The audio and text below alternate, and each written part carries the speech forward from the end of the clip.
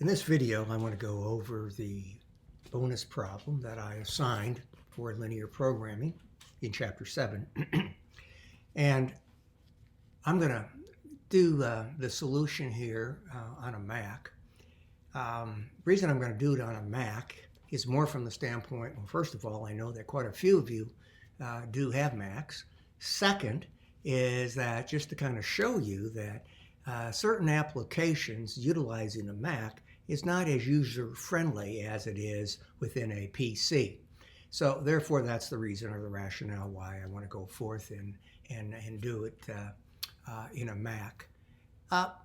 In this particular case, it's minimization, and let's just assume that you are an investment advisor and you have a client that comes to you, and the client says, okay, I have these two stocks that I'm interested in, stock ABC and stock XYZ, and I have several criteria. And one would be, okay, in short term, I expect $1,000, long term $5,000. I want some dividends, $325, and you would go ahead and you would say, okay, in regard to ABC and XYZ, this is what I would come up with. I think short term we can expect 9% growth, XYZ over short term a year, 15%, and then long term you're saying I think we can get 1.5 times, 1.75 times, and then you're saying my dividends I would expect ABC to generate a 5% dividend yield and XYZ 6%, 325, and of course 1,500 and 325 would undoubtedly probably come from your client, as I mentioned, your client's outlook, his or her criteria, could we say.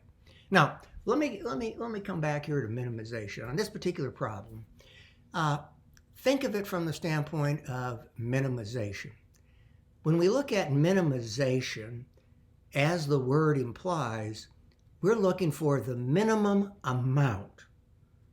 As in this example, this problem, the minimum investment that this client would have to invest in ABC and or XYZ to generate the criteria.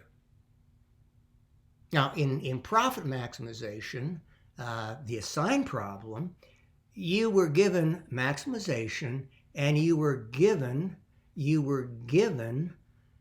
what the profit picture would be, right, for your coats and your slacks. Well, this go around, it's minimization, and you're saying is, I want to invest the minimum dollar amount.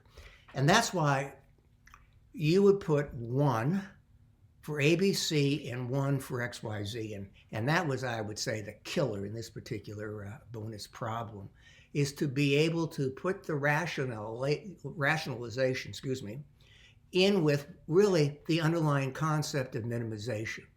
And so in this particular case, in other words, we were thinking, what is the minimum dollar amount that I would have to invest in order to reach, you might say, my investment outcome, the criteria, right, for short-term, long-term, and dividends, i.e. those 3 criteria.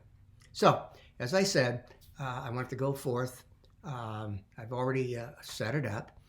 Now what I want you to do is, in other words, kind of look through this, especially if those of you in a Mac, little not user-friendly as such. So, if you're in a Mac environment, you'd have to come up to Tools, and you'd have to come down to Solver. Okay, you want to solve the problem, of course. And up would come a little menu box like this, and all what you would say is Solve.